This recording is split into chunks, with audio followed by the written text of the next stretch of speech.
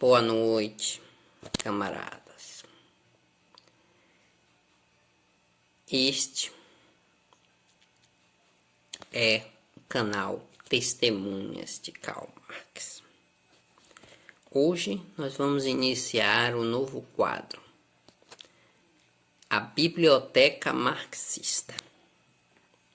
Na Biblioteca Marxista, nós vamos tratar de grandes clássicos do pensamento marxista. E hoje nós vamos tratar sobre a obra de George Lukács, A Destruição da Razão. Esse é um livro que foi escrito por Lukács em 1938 e foi publicado apenas pós Segunda Guerra Mundial. Esse livro de Lukács, ele se dedica a entender o caminho que levou a Alemanha até Hitler, nas palavras do próprio Lukács. Lukács, ele vai definir, né,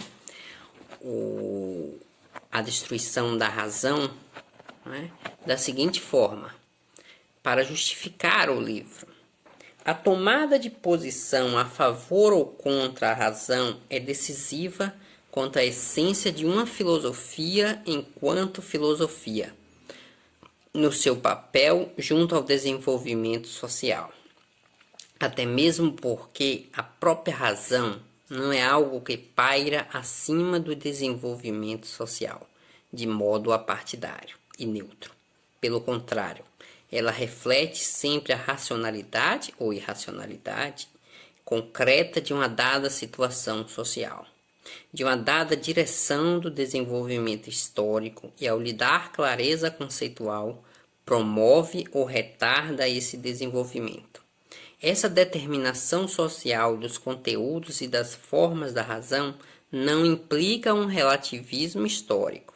Em todas as condições socio-históricas desses conteúdos e dessas formas da razão, o caráter progressista de cada situação ou tendência de desenvolvimento é algo objetivo e com consequências que ocorrem independentemente da consciência humana.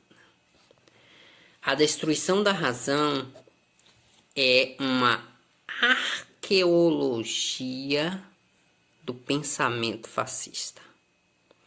Através do rastreamento intelectual das origens do irracionalismo, Lukács vai nos demonstrar o caminho que levou a Alemanha até Hitler. Lukács inicia situando esse desenvolvimento nos marcos de uma concepção da história.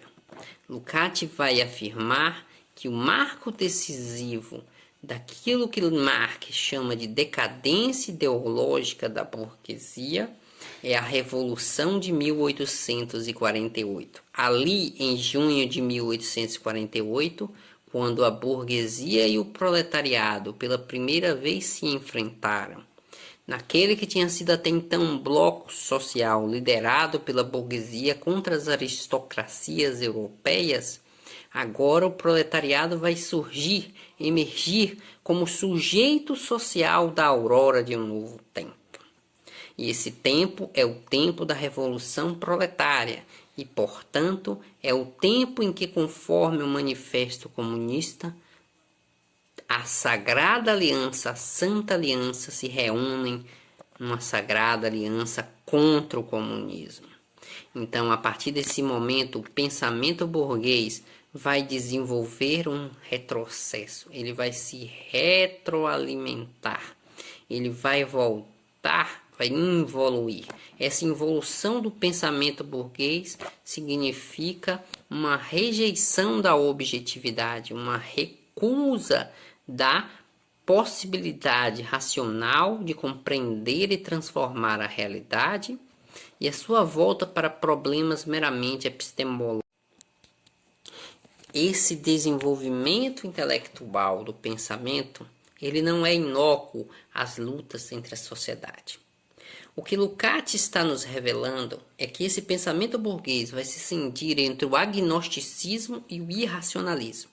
O agnosticismo, ele deriva de uma radicalização do pensamento kantiano.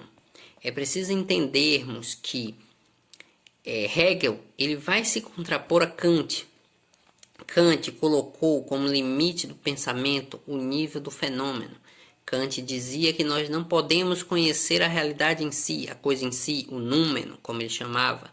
Nós podemos conhecer apenas o fenômeno, ou seja, a forma como as coisas se nos manifestam. E, portanto, para Hegel, o pensamento de Kant está preso nos limites do entendimento. A razão para Kant, para Hegel, é a superação do entendimento kantiano. Para Hegel, toda a realidade é a alienação do espírito de si mesmo. O processo histórico, a história da humanidade e a própria história da natureza são manifestações alienadas do espírito do mundo. E a filosofia do espírito absoluto, ou seja, a própria filosofia hegeliana, é o momento de autoconsciência do espírito sobre si mesmo. Então reparem que Hegel vai compreender uma unidade entre o fenômeno e a essência, entre o ser e a aparência.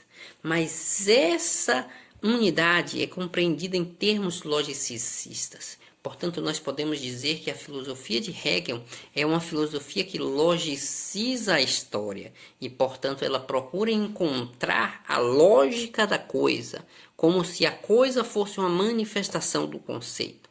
A isso, Marx vai colocar a seguinte crítica: é preciso não encontrar a lógica da coisa, mas a coisa da lógica, e, portanto, fazer a inversão materialista da filosofia hegeliana, que, no entanto, preserva o seu valor de ponto culminante da tradição burguesa, justamente porque o idealismo objetivo de Hegel, ele coloca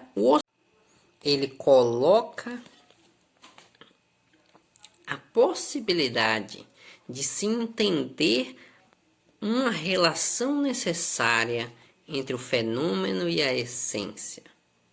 Portanto, a dialética hegeliana coloca pela primeira vez uma forma de razão dialética, ou seja, aquela que supera os limites do entendimento.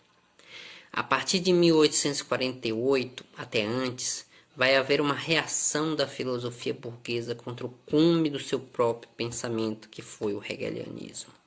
A herança hegeliana, essa herança iluminista do humanismo, do historicismo e da razão dialética, vai ser levada adiante por Marx e Engels na fundação da teoria revolucionária do proletariado, a ciência imortal do proletariado, como dizem alguns, o marxismo. Mas, no entanto, no seio, no bojo do desenvolvimento do pensamento burguês, vai haver uma cisão entre os agnósticos e os irracionalistas. Os agnósticos são aqueles que afastam as questões de fundo, as questões sobre a natureza da realidade, e as consideram questões metafísicas. Poderíamos citar o exemplo do positivismo de Augusto Comte, poderíamos citar o exemplo do funcionalismo de Durkheim, poderíamos citar a metodologia da sociologia compreensiva de Max Weber, poderíamos citar aqui o pensamento jurídico de Hans Kelsen, poderíamos citar aqui uma gama de pensadores que contribuem para um pensamento formalista e analógico, incapaz de atender a perguntas essenciais sobre a natureza do ser e, portanto, que recusam a questão ontológica, a questão de uma visão de mundo. E essa recusa não é inocente, ela está vinculada justamente à necessidade da burguesia de manter o status quo. Mas na contraface necessária dessa visão agnóstica, que Carlos Nelson Coutinho chamou entre nós de miséria da razão, vai surgir o irracionalismo. O irracionalismo é aquele conjunto de pensadores que vão resgatar o pensamento de Schelling. A partir de Schelling se desenvolve um pensamento que substitui a racionalidade pela intuição. Então você substitui a razão como instrumento e como criação de um método para a compreensão da realidade pelo mero intuir. Isso se parte já antes de próprio Hegel, no pensamento de Jacob, que foi um filósofo romântico reacionário criticado por Hegel, em que ele substitui o longo percurso do pensamento para chegar a si mesmo, no dizer de Hegel, pela mera intuição. E Schelling vai dar continuidade a esse pensamento. Esse procedimento intelectual de rejeição da racionalidade e de outras características que agora veremos, ele se liga à necessidade de intervenção da burguesia na luta de classe, constituindo aquilo que Lukács vai chamar apologia indireta do capital. A apologia indireta do capital se caracteriza justamente pelo hipostasiamento dos problemas históricos da sociedade, os amplificando ao ponto de serem problemas insolúveis da própria realidade, da própria história e da própria natureza humana. Nesse sentido, nós podemos citar as posições de um Kierkegaard sobre o desespero humano, as posições de um Schopenhauer sobre o sofrimento do mundo, como exemplos de uma filosofia que faz justamente a apologia do presente pela afirmação da impossibilidade de superá-lo. Mas essa filosofia vai culminar numa forma ativa que vai estar em Nietzsche, e Nietzsche vai defender a necessidade da emergência de um super-homem, criando uma série de mitologias. Segundo ele, seria necessário surgir uma nova raça de senhores e dominadores, a besta loira, que, ao mergulhar na barbárie, poderia restabelecer a sanidade, porque o corpo da humanidade estaria infectado pelo igualitarismo, pelo socialismo, pela democracia. Numa visão claramente neurótica sobre a emergência da luta dos trabalhadores.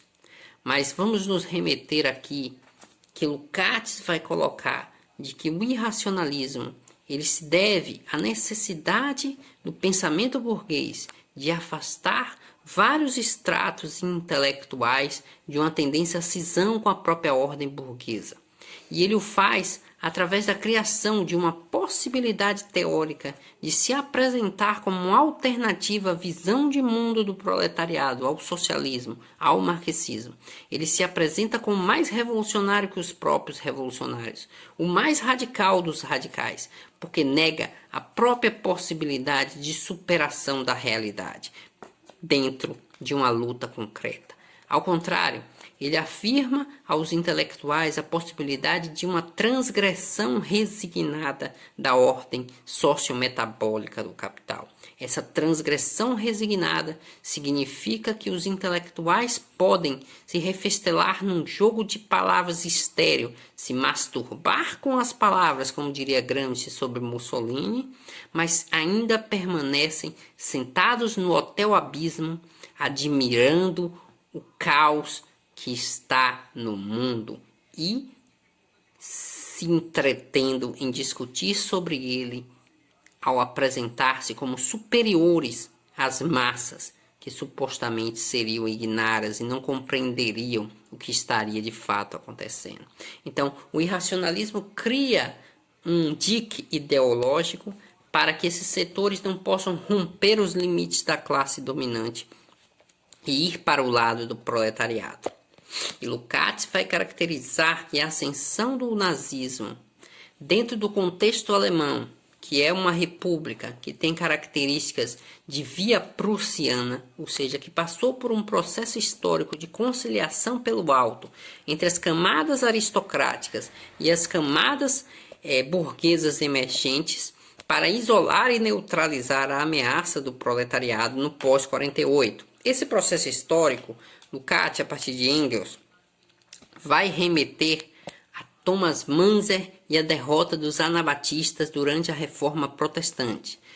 Conforme foi escrito pelo grande amigo de George Lukács, o Ernst Bloch, no seu livro Thomas Manzer, o teólogo da Revolução, ficou claro que a derrota dos camponeses alemães na quadra histórica da emergência da modernidade capitalista marcou, de certa forma, a conformação histórica da sociedade alemã. E o bismarckismo vai ser a conclusão desse processo histórico, onde, mais uma vez, as classes subalternas são derrotadas e as classes dominantes, burguesa e aristocrática, fazem uma aliança reacionária, a Grande Santa Aliança, para deter a emergência do proletariado e do conjunto de classes subalternas. Então, esse contexto histórico vai fazer com que na Alemanha surja uma ideologia reacionária que, inclusive, exalta a miséria alemã. Ou seja, esses traços antidemocráticos, autoritários, proto-fascistas, poderíamos dizer de certa forma, característicos da formação social alemã, eles são exaltados como uma virtude alemã, como uma grande superioridade alemã diante de um contexto de luta de classes. E aqui tem-se uma ideia organicista sobre a sociedade como uma ordem e hierarquia. E aqui também se inicia o longo percurso da Alemanha para o hitlerismo, é claro que mediado por lutas intensas. Então fica claro na abordagem de Lukács que essa é uma abordagem que constitui uma arqueologia socio-histórica do fascismo. O fascismo não é um produto da bizarria de indivíduos particulares. Ele é o produto de uma necessidade histórica. Ele é o produto das tendências imanentes ao desenvolvimento da ordem burguesa e que encontram no irracionalismo a sua tendência intelectual, por assim dizer, perfeita. Porque o irracionalismo, ele se alimenta das próprias tendências do ser social do capitalismo. Lukács vai colocar como características centrais do irracionalismo, como já vimos, o pensamento intuicionista, a substituição, portanto, o desespero e o desprezo da razão e a sua substituição pela intuição, ou seja, pelo pensamento de que é possível acessar de forma imediata a verdade sem passar pelos rigorosos e complicados processos de uma razão dialética. Ele vai colocar como característica necessariamente decorrente dessa visão intuicionista uma visão aristocrática de mundo. A visão aristocrática de mundo significa que o pensamento irracionalista vai acreditar na emergência de grandes figuras, de grandes gênios ou de pequenos grupos eleitos capazes de acessar a verdade, seja através de uma intuição religiosa ou artística ou cognitiva. Esses indivíduos eleitos seriam capazes de conhecer a verdade que a maioria da humanidade não pode conhecer.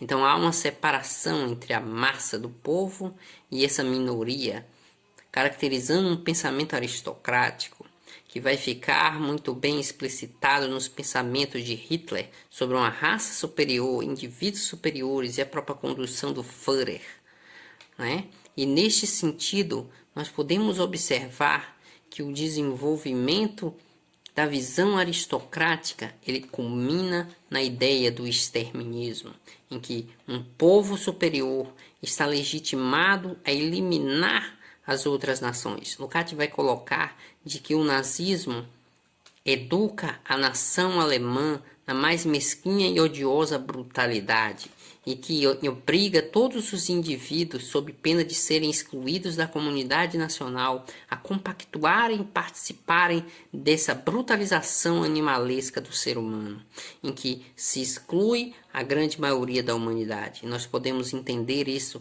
com as origens intelectuais do racismo científico no século XIX, que perpassa também essa corrente intelectual do irracionalismo e que culmina numa visão exterminista de mundo, em que as grandes maiorias devem ser submetidas, e que está explícito na filosofia fascista nazista de espaço vital, da necessidade de que esses povos supostamente superiores pudessem se apropriar dos territórios e dos recursos de outros povos, até sob o preço de eliminação e escravização física desses povos, que é o grande projeto nazista de escravização dos povos eslavos como o primeiro passo para a dominação mundial sobre todos os povos do mundo, visto que Hitler pretendia fundar um império de 1000 anos.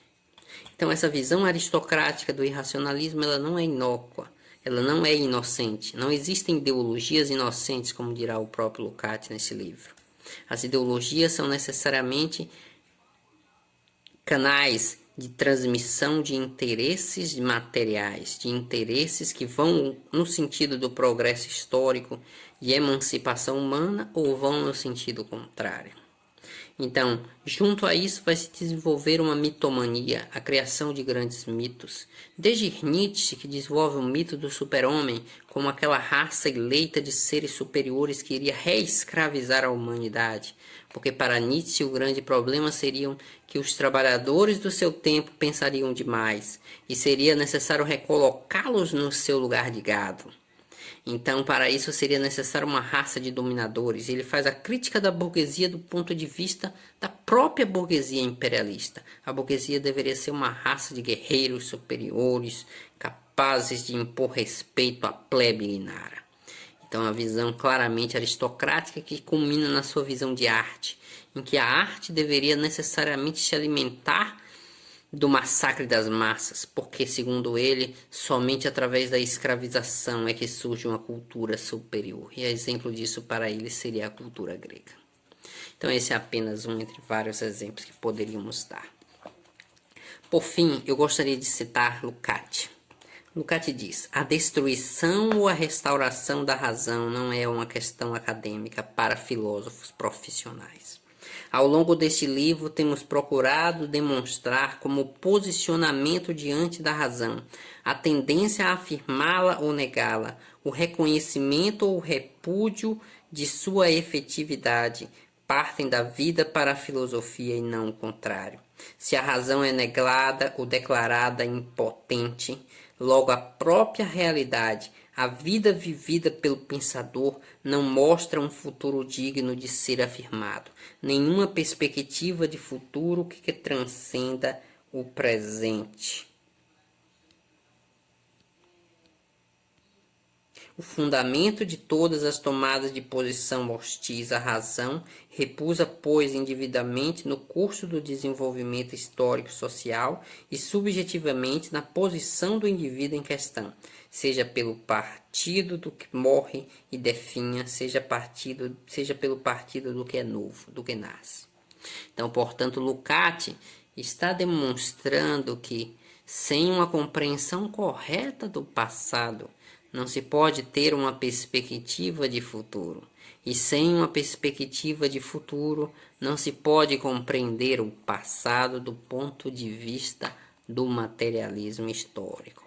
E, portanto, a história do irracionalismo enquanto arqueologia do fascismo é o grande legado filosófico de George Lukács nesta obra. Nesta hora histórica que enfrentamos, de crise aguda do capitalismo, esse outono do capitalismo, como dirá Samir Amin, ou a crise fatal do capitalismo, como dirá István Mészáros. Nós precisamos compreender as raízes intelectuais e socio-históricas do fascismo que ora emerge. Apenas no momento em que o nosso pensamento tender à realidade e a realidade tender para o nosso pensamento, é que seremos capazes de superar essa longa fase de derrotas que a classe trabalhadora tem formado. E neste sentido é que a destruição da razão constitui um legado imortal para a ciência do proletariado revolucionário. Camaradas, curtam, compartilhem, comentem e se inscrevam no nosso canal. Testemunhas de Karl Marx afirmam o seu compromisso com a luta dos trabalhadores e com a emancipação humana, como diria Marx. Não basta a emancipação do proletariado. É preciso que a emancipação do proletariado se torne a emancipação do ser humano de toda alienação, de toda opressão e de toda exploração. Saudações revolucionárias.